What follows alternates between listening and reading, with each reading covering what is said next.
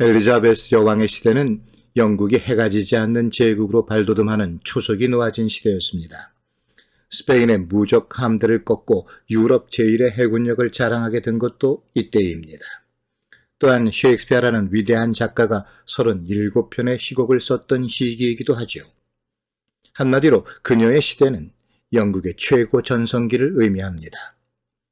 도브 해협으로 인해 대륙과 분리된 섬으로 남아있던 영국은 늘 유럽의 문화적 예술적 경향을 뒤늦게 받아들입니다.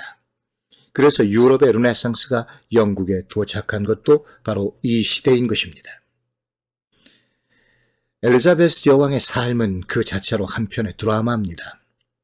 그녀는 장미 전쟁을 통해 리처드 3세를 물리치고 왕좌에 오른 헨리 7세의 손녀였고, 왕비와의 이혼을 요구하다가 로마 교황청과 대립하고 마침내 교황과 단절하여 오늘의 성공회인 영국 국교회의 성립을 선포한 헨리 8세의 딸이었습니다. 헨리 8세는 궁정의 시녀였던 앤 블린과 사랑에 빠져 스페인의 공주 캐더린 왕비와 이혼하였고 그녀를 런던탑에 가두어 죽게 했습니다. 그러나 앤 블린이 아들을 낳지 못하자 또다시 그녀를 런던탑에 가두고 귀족의 딸과 결혼하여 늦은 나이에 마침내 아들을 둘 수 있었습니다. 엘리자베스는 헨리 8세와 앤 블린 사이에서 태어난 불운의 공주였습니다. 아들인 에드워드가 왕위 계승 순서 으뜸이었고 캐서린 왕비와의 사이에서 낳은 메리 공주가 두 번째, 그리고 엘리자베스가 마지막이었습니다. 헨리 8세의 사후 아들 에드워드가 왕위에 오르지만 병약했던 그는 얼마 지나지 않아 세상을 떠났고 그 뒤를 이은 메리 여왕도 왕위에 오래 있지 못하고 죽자 엘리자베스는 25세 나이로 1558년 엘리자베스 1세 여왕으로 등극하게 됩니다. 그리고 1603년 세상을 뜰 때까지 무려 45년간 통치하여 영국을 유럽의 최강국 자리에 오르게 했던 것입니다. 공주 시절 궁정의 수많은 권력 투쟁 속에서 무수한 고통과 박해를 받았던 엘리자베스는 왕위에 오르자 먼저 전 왕인 메리 왕 시절에 있었던 가톨릭 우대 정책을 폐지하고 신교에 대한 박해를 금지함으로써 종교적 관용의 시대를 열었습니다. 또한 이 시대는 무역의 신장으로 경제가 번창함에 따라 국민들의 사회적 만족감도 급격히 상승하였습니다. 아울러 강력한 해군력을 바탕으로 식민지 건설에 나선 꿈과 모험의 역동적 시대이기도 했습니다. 예술의 측면에서는 중세 말에 종교극, 도덕극의 범주를 넘어서 예술적 단계로 연극이 발전하게 됩니다. 그리고 셰익스피어라고 하는 불세출의 극작가가 등장함으로써 드라마의 시대가 열리게 되는 것입니다. 중세의 시작과 함께 연극은 종교적 신성함을 해치고 인간의 영혼을 타락시키는 것이라는 오명과 함께 금지됐습니다. 공연은 지하로 숨어들고 서커스 같은 고기의 형태로 명맥을 유지했지만 그리스 로마 시대에 빛나던 연극의 전통은 사라지고 말았습니다. 서기 476년 서로마 제국의 멸망에서 15세기 르네상스의 시작까지 이어진 중세 1000년이 끝나가면서 신중심의 세계가 인간 중심의 세계로 이전하자 억눌렸던 인간의 예술적 본성이 눈뜨게 되고 연극에 대한 관심도 다시 살아나기 시작했습니다. 역사의 아이러니일까요? 교회에 의해 금지되었던 연극은 교회에 의해 다시 부활합니다. 당시 성경은 라틴어나 히브리어로 되어 있어서 일반 신도들은 성경의 내용을 읽을 수가 없었습니다. 이런 상황에서 복음서의 내용을 전달할 필요를 느낀 사제들은 교회 안에서 예수의 삶과 기적들, 성자들의 이야기를 연극적 형태로 재현하기 시작했고 이것이 중세 말 연극이 다시 시작되는 단초를 제공하게 되는 것입니다. 예수의 탄생, 삶, 죽음과 부활이 연극으로 만들어졌던 종교적 시기의 연극을 기적극, 미러클 플레이 혹은 신비극, 미스테리 플레이라고 부릅니다. 오늘날 이루어지는 가톨릭의 성찬 의식에서 볼 수 있듯이 리터지컬 플레이, 즉 성찬극이라 불리는 의식을 통해 연극의 종교적 시기가 시작되었던 것입니다. 예술에 대한 본성은 종교적 의식을 넘어서기 시작합니다.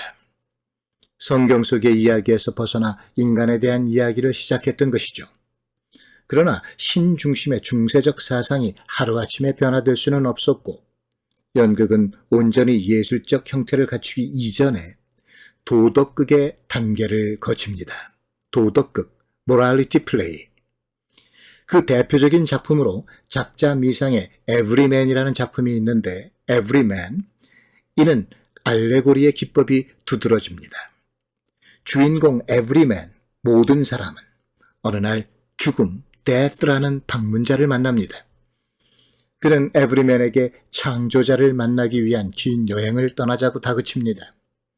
인간은 누구나 죽는다는 명제의 알레고리입니다. 에브리맨은 그 여행을 떠나기가 두렵습니다. 그래서 우정, 재산, 이런 가까운 친구들에게 함께 여행을 떠나자고 제안합니다. 하지만 그들은 이런저런 핑계로 함께 할 수 없다고 말합니다. 결국 그는 죽음과 함께 긴 여행을 떠나고 마지막 어두운 동굴 앞에 섭니다. 그리고 그곳까지 자신을 동행한 선행이라는 이름의 친구와 작별을 구합니다. 죽음을 맞이한 인간은 세속의 모든 것을 버리고 홀로 떠나야 합니다. 그리고 그가 살아있을 때 베푼 선행만이 그 외로운 죽음의 길에 동행한다는 도덕적 교훈이 주제인 셈입니다. 마침내 예술적 단계로 이전한 연극은 이후 급속한 발전을 이룹니다. 영어로 쓴 최초의 희극은 니콜라스 우달의 랄프 로이스터 도이스터라는 작품이었습니다. 우달은 이튼 학교의 교장으로 교육적 목적을 위해 직접 희곡을 쓴 것으로 알려져 있습니다. 이후 윌리엄 스티븐슨의 희극 감마 거튼의 바늘이 발표되었고, 비극으로는 왕권을 두고 벌이는 형제간의 고륙 상쟁을 그린 고보독이 토마스 색필과 토마스 노턴의 공조로 1560년에 초연되었던 것입니다.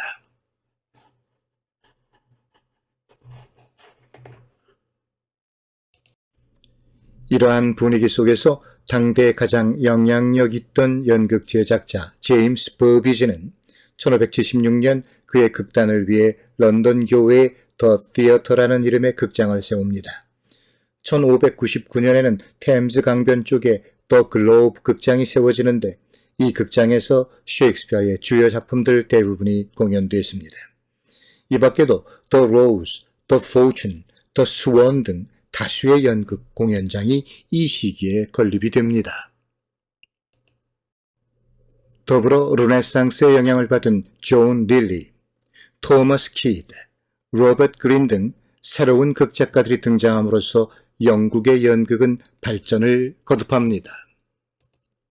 특히 이들의 동시대 작가인 크리스토퍼 말로는 셰익스피어에 비견될 만큼 훌륭한 문제를 지닌 작가였지만 30의 나이를 채우지 못하고 요절했습니다.